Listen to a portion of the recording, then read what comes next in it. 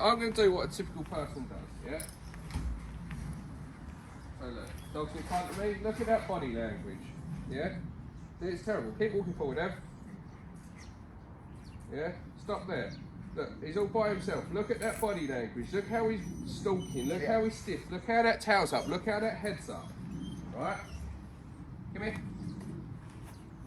And look, to get him away now, I have to pull back on that lead.